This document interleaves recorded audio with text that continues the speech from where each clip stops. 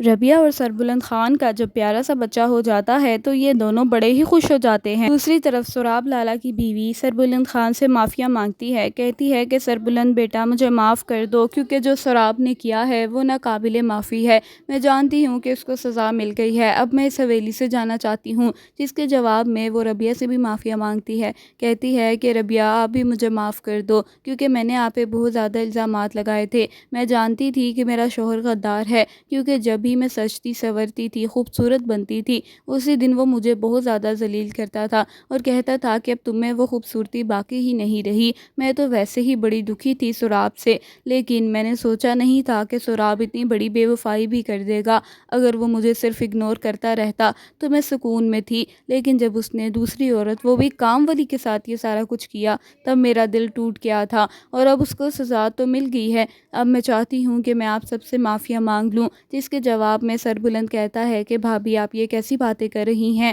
آپ میری بہت عزیز بھابھی ہیں، میں نے ہمیشہ آپ کو اپنی بڑی بہنوں کی طرح سمجھا ہے، اور آپ کو معافی مانگنے کی ہرگز بھی ضرورت نہیں ہے، کیونکہ میں جانتا ہوں کہ آپ کا کوئی قصور نہیں ہے۔ سراب لالا تو آپ کو بھی وقت نہیں دیتے تھے۔ اتنے میں زرمالا کا بھی بتا دیتا ہے، کہتا ہے کہ ان کا نام ربیہ ہے، اور وہ ساری حقیقت تو پہلے سے ہی جان چکی تھی، کیونکہ اب ربیہ کا بھی سارا راز کھل چکا ہے۔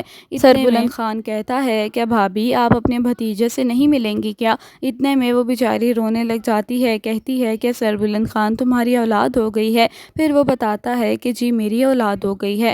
جب ربیہ ایک دم اچانک سے اس کی طبیعت خراب ہوئی تھی، تب جی یہ ڈاکٹر کے پاس گئے تھے۔ سربلند خان تو پریشان ہو گیا تھا کہ آخر ربیہ کو کیا ہو گیا ہے۔ خیر جب یہ ڈاکٹر پہ جاتے ہیں تو ڈاکٹر بتاتی ہیں کہ خوشخبری ہے، یہ بچے کی ماں بننے والی ہیں۔ یہ دونوں تو دل ہی دل میں بڑے ہی خوش ہو جاتے ہیں، اور لیکن ایک دوسرے کو نہیں بتاتے، کیونکہ انہوں نے وعدہ کیا ہوتا ہے کہ یہ نکاح ختم کر دیں گے، مطلب کہ طلاق دے دے گا سربلند خان اس کو، اور یہ دوبارہ اپنے مامے کے پاس اور اپنے بھائی کے پاس چلی جائے گی، لیکن ایسا تو نہ ہو سکا۔